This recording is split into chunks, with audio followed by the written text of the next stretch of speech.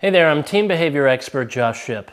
Let's have an awkward but important conversation about what you as a parent can do if you suspect that your kid is sexting. Now, most parents, understandably, aren't sure exactly how to respond to this situation.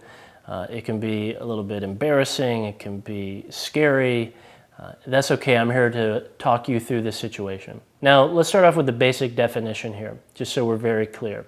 Sexting is the receiving or sending of nude or suggestive photographs or text messages to someone else. No matter how convinced you might be that your kid would never do something like this, you have to allow for the possibility that you could be wrong. You see, ultimately, wishful thinking is not a strategy. We can hope and we can wish that our kids would never ever get involved in this sort of thing. But if, God forbid, it happens, it's important that you have a strategy in advance of knowing exactly how you can deal with it. So what you need to do is you need to start by having a difficult conversation with your teen. One that starts with a very, very direct question, which is this question verbatim. Have you ever sent or received naked pictures? Now listen, I want you to be that direct and that blunt.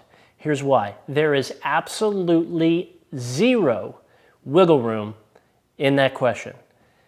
When you ask that question that bluntly, you're going to either A, get the truth, or you're going to get some kind of response or twitch or something, some sort of signal that reveals the truth. As a parent, we know when our kids are telling us the truth, and we know when our kids are lying to us. Now, let me lay out two key principles about your role as a parent that might be helpful and encouraging to you. Now, if you find out your kid has been sexting, you are likely going to freak out because you probably were not expecting this. So, first of all, take a moment, breathe, collect yourself, because right now you are faced with the challenge of helping your kid navigate this minefield. Here are two specific recommendations that I have for you. Number one, help your kid think through why they are doing this. You see, part of our job as parents is to help our kids understand that long-term consequences trump short-term popularity. Meaning there are lots of things that in the moment seem like a good idea, or might feel good, or be fun, or bring us popularity in the short term, but they have drastic, often unfortunate, long-term consequences. And the truth is, if your teen has sexted, chances are they were, attracted to that other person and their hormones drove them to do something that probably now they wished that they hadn't done. I mean, think back to when you were a teenager. I mean, haven't we all done stupid things when we were a teen that we regret? I certainly have a laundry list of things that I did. So the good news here is that your kid is not evil or broken. They're just a kid. They're human. They made a mistake, but they are not a mistake. So my point here is don't go too hard on them, but don't go too soft on them. The second thing that you need to do is you need to help your kids see that sexting leads to the wrong kind of popularity.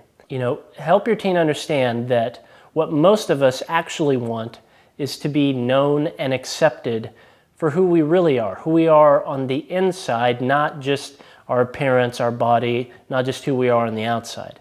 And again, sexting, it's going to get your body known. It's going to get you some attention. It's going to get you some short-term popularity. You might as well acknowledge that. Your kid's not stupid. Yeah, that's going to get you some attention. But what we most want as people, as humans, as individuals, is for people to really know us, not just our physical body. Our heart, our mind, our feelings, our fears, our dreams, our aspirations. That is the real you. That's the most important part of you. And that's what all of us secretly want people to know and to accept. even our quirks, our flaws, our mistakes, our screw-ups, but to very much so accept us for who we are. And again, this is not going to be easy, but it's going to be important that you communicate to your kid that if someone is interested in getting to know them only for their body and doesn't care about everything else that makes them up, which is way more important, then that particular person is not worth their time. Now again, that's going to be easy for you to communicate. Will they internalize it immediately? Perhaps, perhaps not. But still, it's important for you as a parent to, as often as possible, remind your kid of that fact. Now, lastly, if all else fails, you need to take away their cell phone. Now, I would suggest this only as a last resort. Not only because I prefer to be an advocate for teenagers, but because it's more important that your teen learn how to responsibly manage the freedoms that they have than just completely be sheltered from these freedoms. I mean, think about it. If your kid's like 14, 15, 17, whatever, they're going to be out of your house in a few years, which means you being able to kind of monitor them, manage them, encourage them, correct them, these sorts of things, that's going to be gone in a few years. So the question you really have to ask yourself as a parent is, am I preparing my kid that when I'm not there, they can make wise choices without me there? They can manage those freedoms without me there. But again, if nothing else works, you try to have these conversations, they don't respond, they're just being defiant, nothing else works, you should take away the cell phone. You're a parent, you're probably paying for the cell phone. You should take away the cell phone for a specific period of time to send a message. And this is most important, and this is a common mistake I see good-hearted parents do. You need to take away the cell phone for a period of time, but also clearly communicate to them, A, what that period of time is, and B, what they can do to earn it back. A cell phone is not like food, water, clothing, or shelter. It is not a necessity. It is not a right. It is a luxury.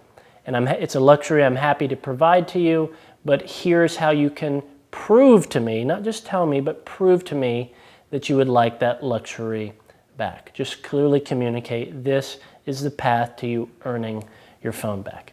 So I hope that is helpful and encouraging to you. Look, it is tough being a parent. Keep at it.